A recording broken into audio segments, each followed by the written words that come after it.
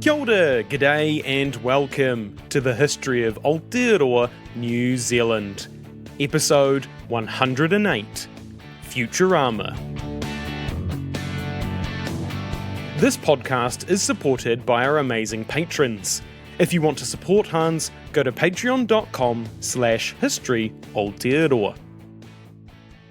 Last time, we talked about the all-important concept of tapu and the people in Māori society that helped navigate it, the tohunga.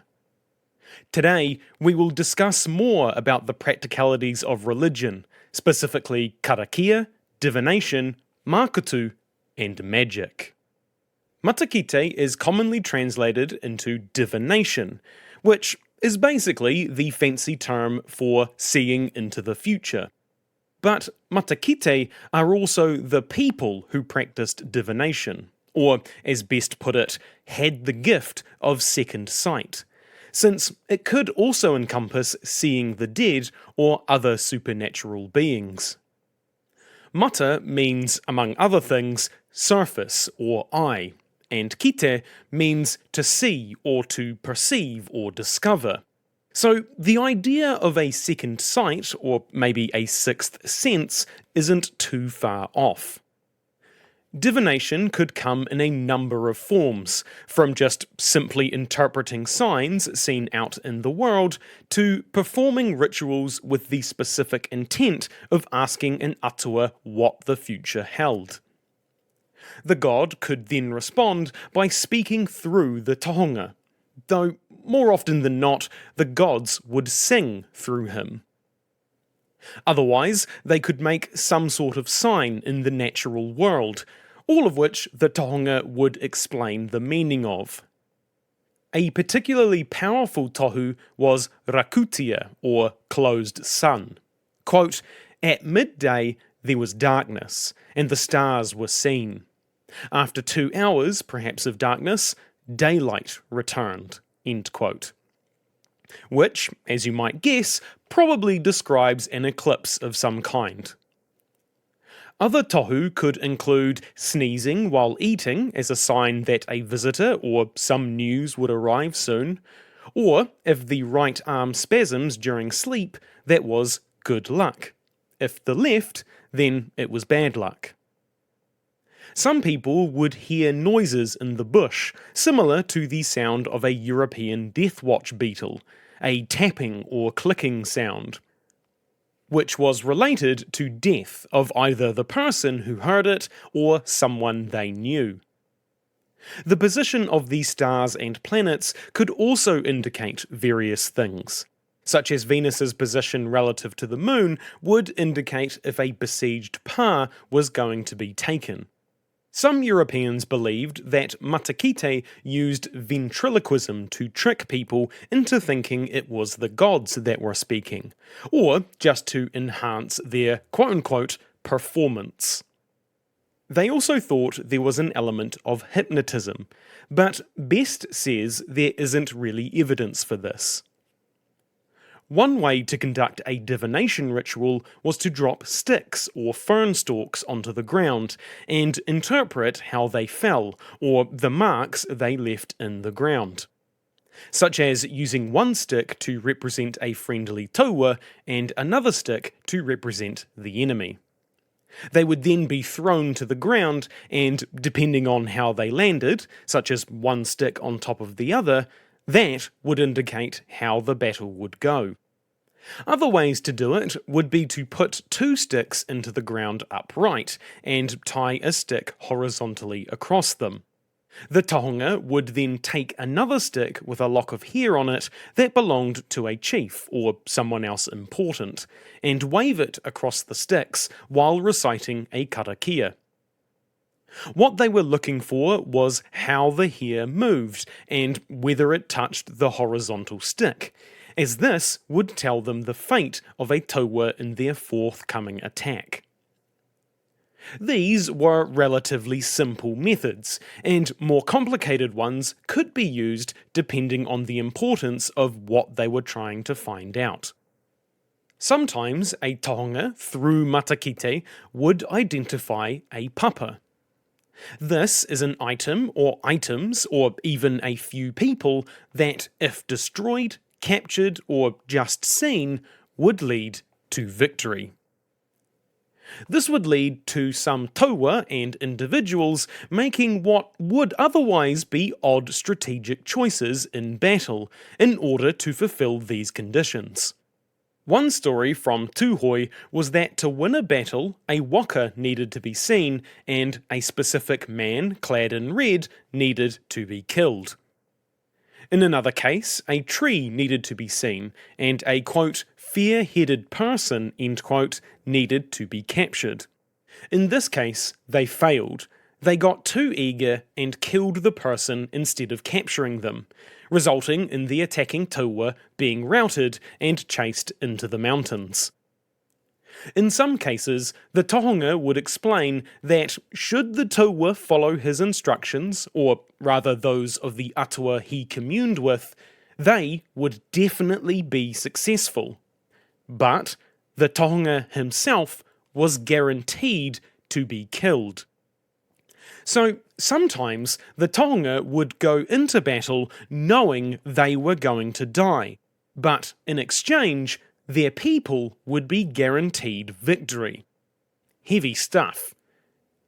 Of course, they would sometimes predict the deaths of others, which was always a bit dangerous, such as in one case where a tohunga predicted the death of a Pākehā colonel and got caught trying to poison him. Dreams were also an important way to predict the future, such as if a man dreamt of human skulls on the ground with feathers, it was a sign his wife would conceive soon. The type of feathers on the skulls would also indicate the sex, huia for girls, kotuku for boys. Dreams were a key form of matakite, and many tohunga said they spoke to atua while they were asleep.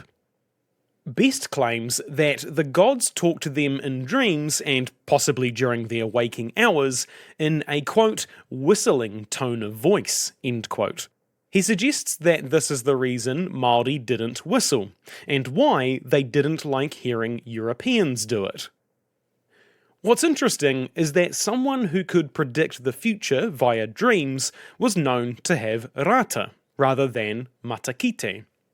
So a distinction was made between the two types of divination. This is possibly because dreaming wasn't exactly like trying to see or predict the future. It was the wairua, the soul, leaving the body and seeing things that couldn't normally be seen. Matakite wasn't done by the wairua leaving the body, so it was distinct and different. A lot of what matakite involved was reciting karakia. Of course, karakia was present in almost every facet of Māori life, and most people would know at least a few simple ones that pertained to their daily activities. Best says karakia has a broad definition, quote, a charm, a spell, an incantation, an invocation, any simple form of words, no matter how puerile they may be, uttered in order to avert ill fortune, to secure good luck, to render one disastrous, skillful, to cause a child's kite to fly or top to spin, all were termed karakia, as also were invocations to the Supreme Being, end quote. So, karakia could range from long elaborate prayers to simply a two-word phrase that someone says when they stub their toe, kuruki whakataha. This consists of the word meaning to become powerless, and the word meaning to put to one side, which, to me, possibly translates to mean something to the effect of, that really hurt, but I'll walk it off. A slightly more complex karakia could be someone with a stomachache repeating, tell XYZ I have a stomachache.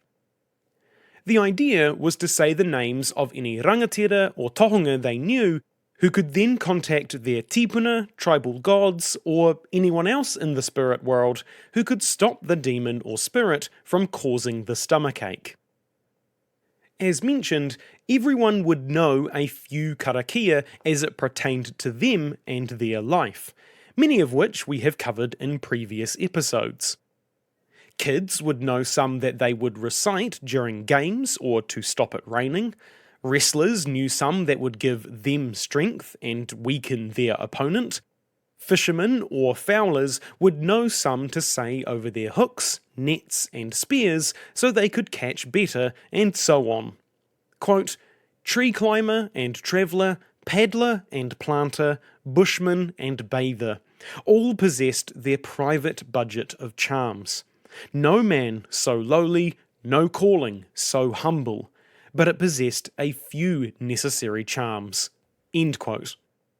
Of course, there were those only known by tohunga, which were more complicated and more tapu. But remember, a tohunga wasn't just a priest. A tohunga could be in any sort of profession, and as such, they knew medium-level karakia for usually one or two different areas, like fishing, trapping, war, agriculture, carving, or weaving. The highest level were those practiced by the cult of Io, which were only known by the tohunga Aotearoa, the highest ranked of the spiritual tohunga. Some rituals performed by the most tapu tohunga were performed in public and seemed to be significant and important functions to life, such as those conducted during planting or matariki.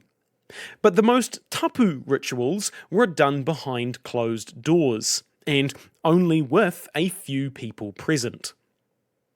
These most tapu rituals were usually where Io's name was invoked.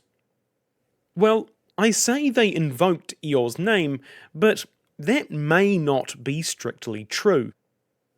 What's interesting about any karakia regardless of level is that atua were rarely directly invoked or appealed. That is, they often weren't mentioned by name.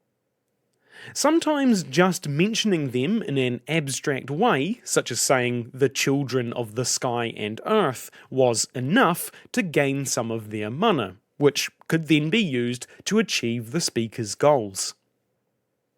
What makes this even more interesting is why Māori believed this abstract speaking worked, and by extension, how karakia worked at all. Quote, a Māori karakia was an incantation or charm, a form of words which was effective simply by its own innate virtue, without any reference to the state of mind of the person using it, and without the interventive assistance of any superior power giving its effect. End quote. To break that down, karakia and Māori religion in general was quite indirect. The karakia didn't need to be directly related to or talking about the event it was being used for. The words had meaning and power all on their own. Te Ao Māori is a world of words, of language. It's part of the reason why te reo is considered a significant taonga today. It's not just the way to communicate. Without a written word, it's the way to pass on knowledge, history, law, and science. It makes sense then that a culture that relied so heavily on its oral language believed that speaking those words had an inherent power.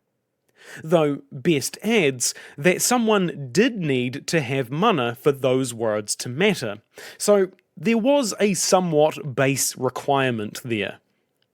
Sometimes recitals of whakapapa would be part of a karakia or wider ritual, the idea being that naming people of import would add mana and power to whatever they were doing. They may also recite the whakapapa of the universe before it was created, those entities/states of te pō. Karakia could be spoken in a rhythmic way, with the more tapu ones spoken with, quote, careful delivery and modulation of tone, end quote. Often, invocations to Io, or the Big Six, were made with a, quote, smooth, rhythmical, long continued flow of words, maintained as long as the reciter's breath held out, end quote.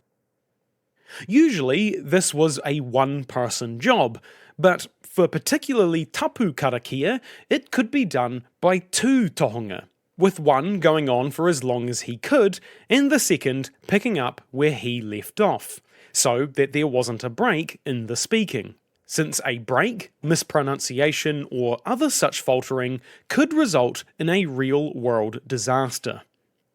A number of early European explorers saw Māori perform karakia where they would talk in a, quote, long, solemn, and cadenced speech, end quote. Specifically when they came aboard their ships, striking the ship with a small green branch. The idea being that they were removing any evil spirits and other bad stuff from the vessel, since it and the people on it were very unfamiliar. Karakia and any rituals they were part of were most often done in the early hours of the morning, though there were a couple of exceptions, such as ones done in relation to war. The idea behind this was that in the morning your stomach would be empty, thus you would be more capable of performing the ritual due to not having anything noa inside of you. Feasts were often the conclusion to an important ritual, which also usually was preceded by fasting during the ritual itself. Again, food is noa. It counteracts tapu, so it makes sense that you wouldn't want to be noa during the tapu ceremony, but you would want to remove that tapu afterwards. Dancing was common in both the ritual themselves as well as the feasts, usually accompanied with singing. Rivers and streams were a popular place to perform rituals, usually with the person being fully submerged at the critical point, as the water was meant to insulate the person against malevolent forces. Fire was also an often used tool in ritual and ceremony. Items would be thrown into a fire after it had been made tapu, usually by way of karakia. This would sometimes reference Maui specifically, given his story of taking fire from Mahuika. Depending on the ceremony, the fire itself could be named differently, best recording 28 different names for tapu fires. The names usually being ahi, the te reo term for fire, followed by the name of the particular ritual. There were fires for divination, to give men going to war courage, to bring good or bad weather, rendering enemies weak or faint-hearted, during an exhumation of bones, protecting crops, injuring people, or just fires for cooking food during feasts or special occasions for very tapu people, like ariki or tohunga. Hangi could also be used in place of ahi tapu as well. In these fires, other than wood, anything from kumara or birds to the hearts of enemies could be burned. Once the ahi tapu had fulfilled its purpose, it wasn't uncommon for the tapu to not be lifted until after it had burned away, and as such, it was an offence to trespass in those places.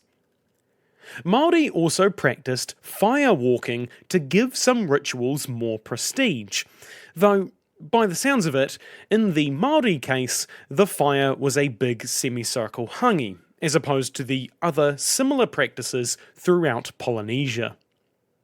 Perhaps a more unusual item of karakia, matakite, and ritual in general was hair. Since the head was the most tapu part of the body, hair appeared in a few different ceremonies and other religious capacities. In fact, the cutting of the hair was a rather tapu event. Tuhoi would cut hair at a specific point in a stream, or at a specific pool that was designated for tapu tasks like this.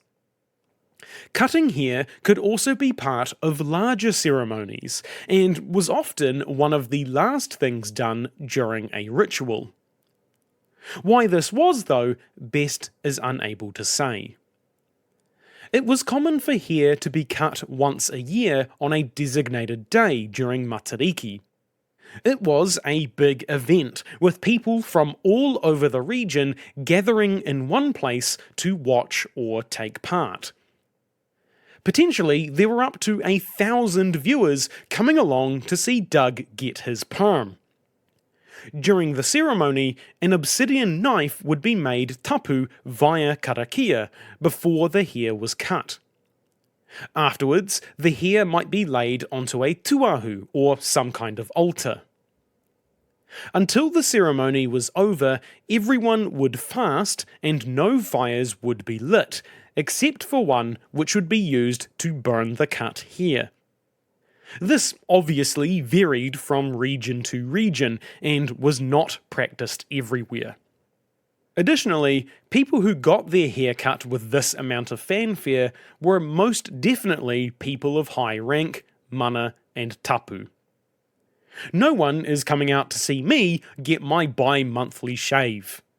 Another custom was to cut off all the hair except for one lock as a sign of mourning.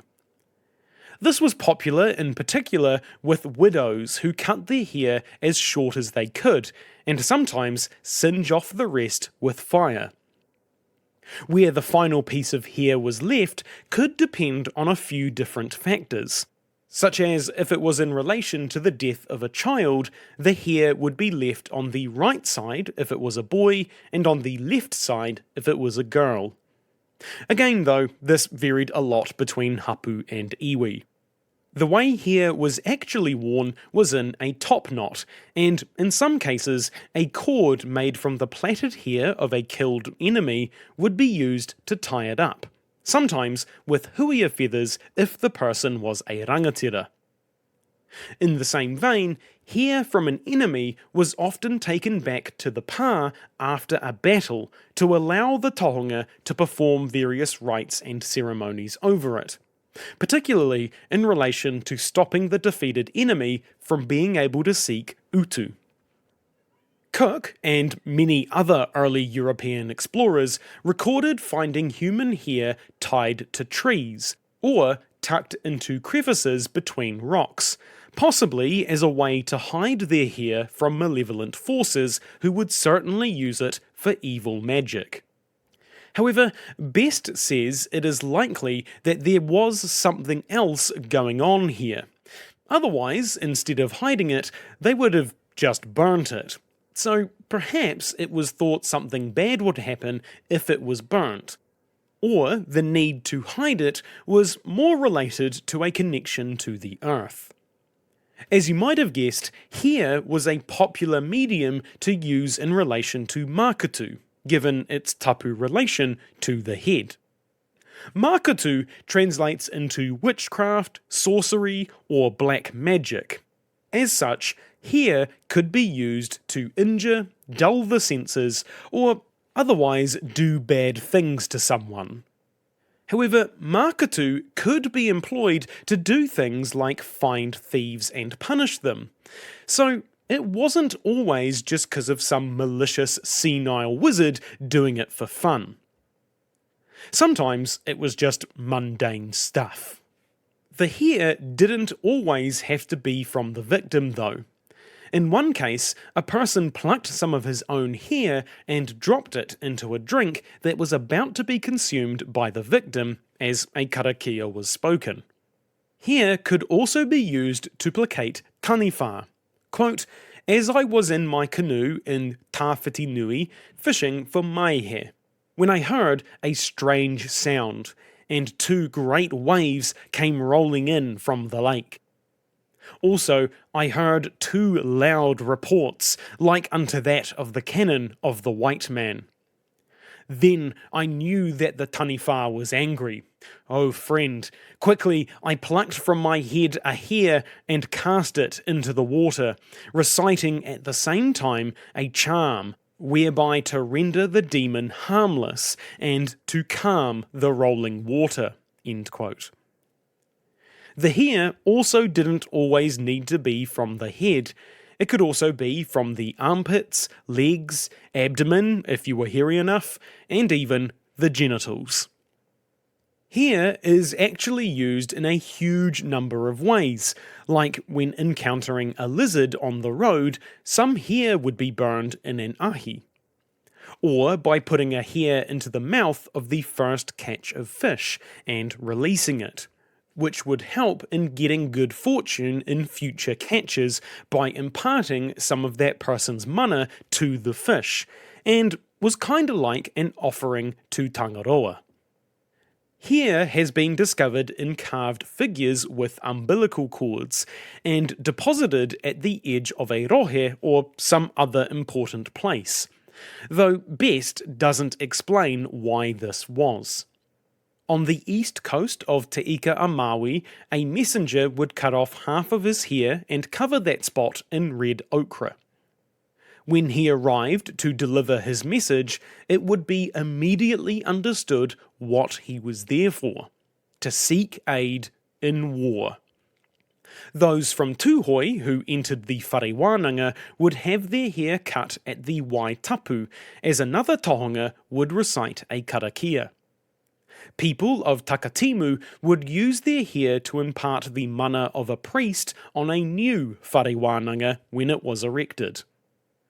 When a season's teaching ended, each pupil would bury some hair and saliva to prevent the students from being affected by evil magic in the future. Hair was also used in exorcisms, joining the hair from the tohunga and the patient together and putting them in the patient's mouth. When the demon was exorcised, it would do so via this piece of hair.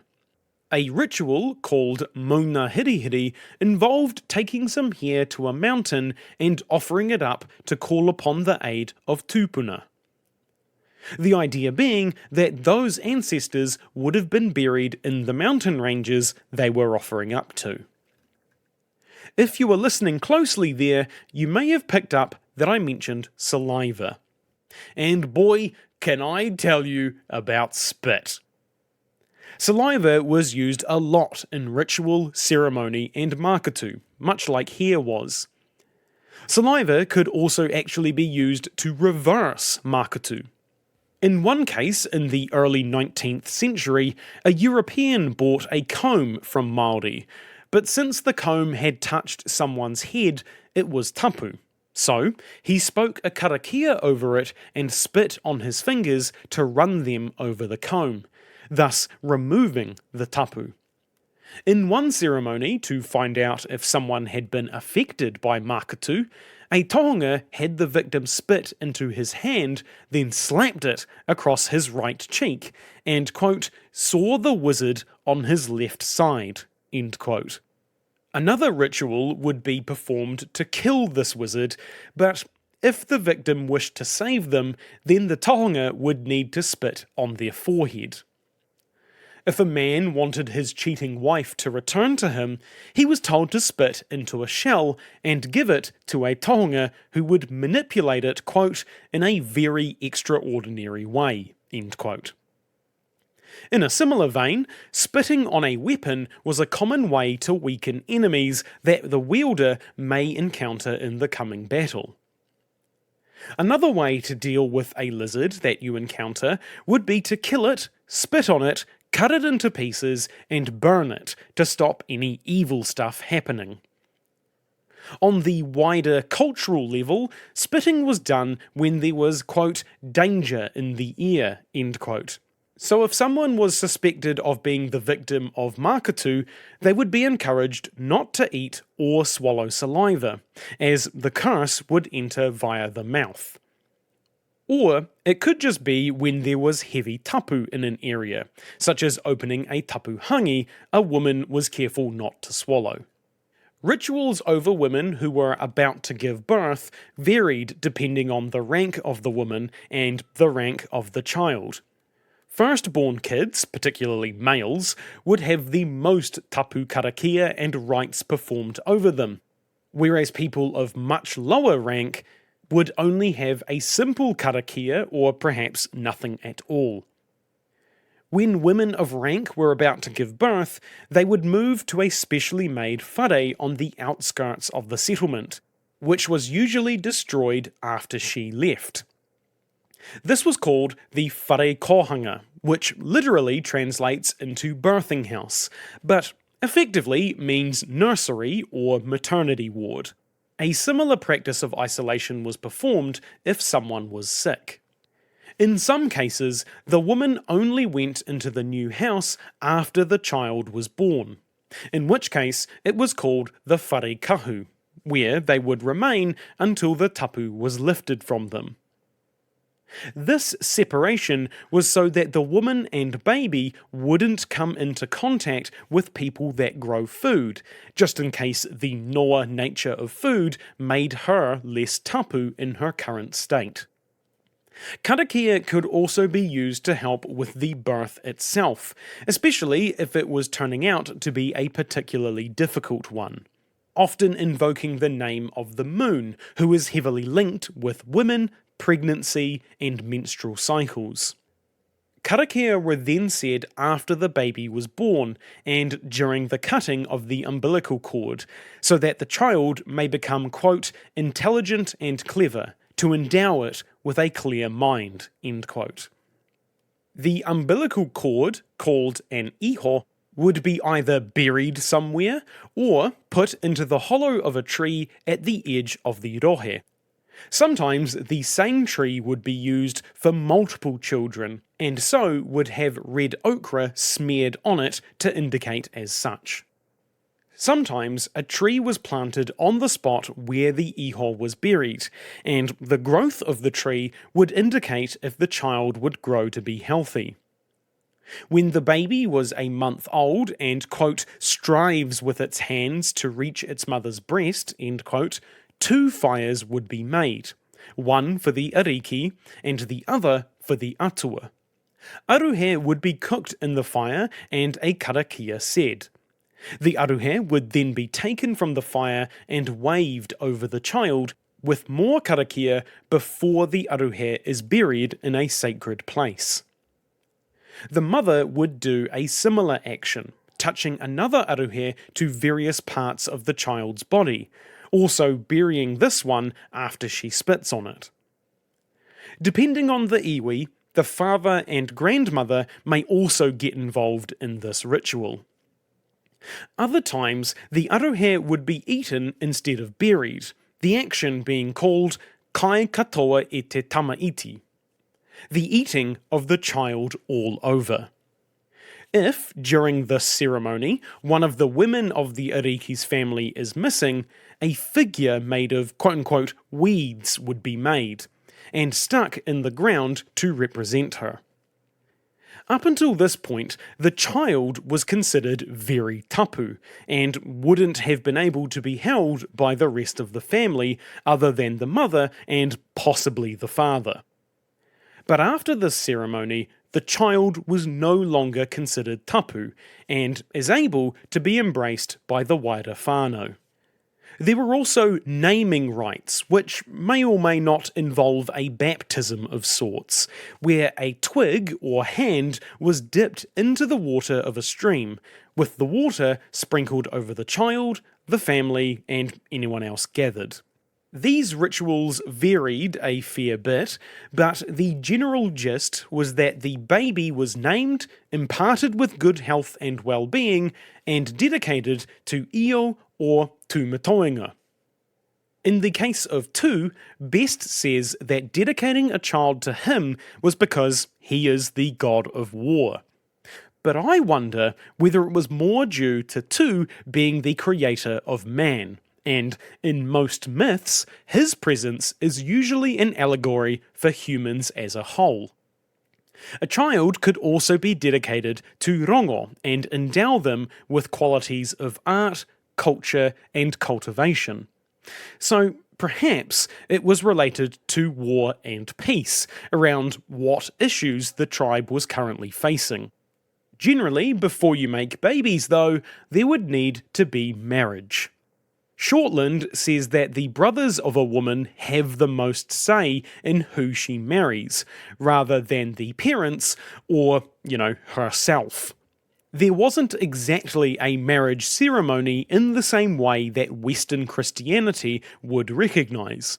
However, there was some ritualised meetings of the soon-to-be weds, and a marriage feast would be held to solidify the whole thing.